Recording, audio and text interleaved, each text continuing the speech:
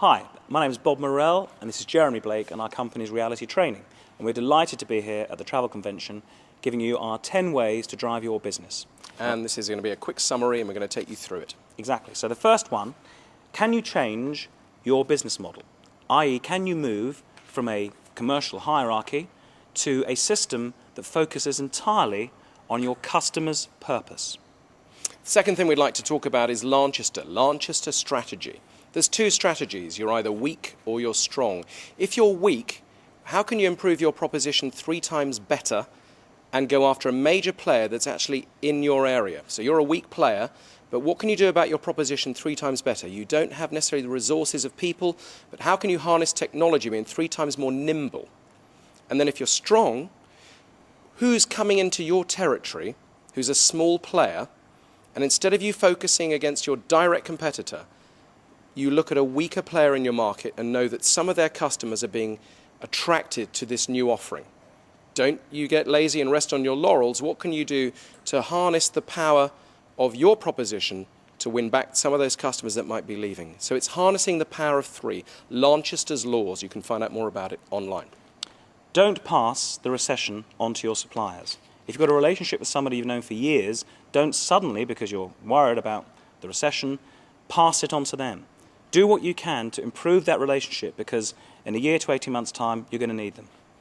Let's look at investing in performance development. You'd expect that from a training company. We're going to break down training, if you like, in development to 3 areas.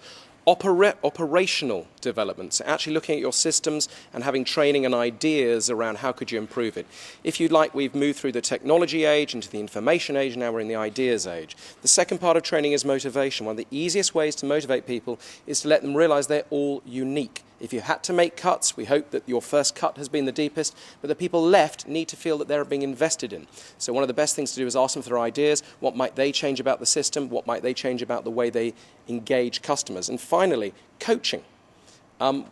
What kind of open questions can you ask your people to find out how their performance is improving? How can you sit and have a true one-to-one that isn't really an appraisal about figures and targets and reports, but more about their own personal goals and where they want to go within your organization and what drives them to deliver value for you?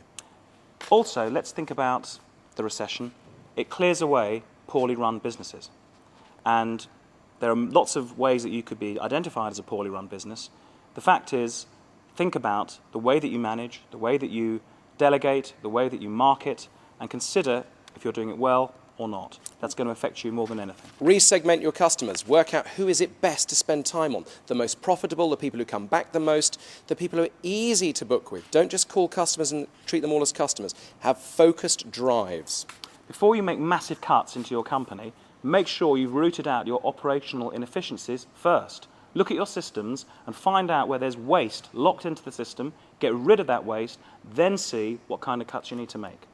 Have you got a discount strategy? Have you got a price boundary? Why is your first default to give away 10%? How can you be more profitable? We know a chap in Bath has a little grapper shop. He has a loyalty card that's 3%. Price is a lot about perception. And if people think they've already been given 10, they want to go to 20. And the other great thing is have an odd number that your prices end in. So they don't seem fabricated. They seem exactly accurate. And the margin you have to give away, the discount that's there, is small. This convention is all about creating strategic alliances. Who do you know that already has a relationship with your customers, or they perhaps offer something before your product, after your product, during your product, that you can form an alliance with? Now is the perfect time to create those relationships. And finally, give superior service. There's only 3 reasons why they didn't buy: price, quality, and service. The one you can demonstrate and have the most control over is service. What can you do that goes way beyond any other call experience that they would receive with someone else in this leisure and travel business? We wish you luck. Jeremy Blake, Bob Morrell, Reality Training. Enjoy the podcast. Thank you.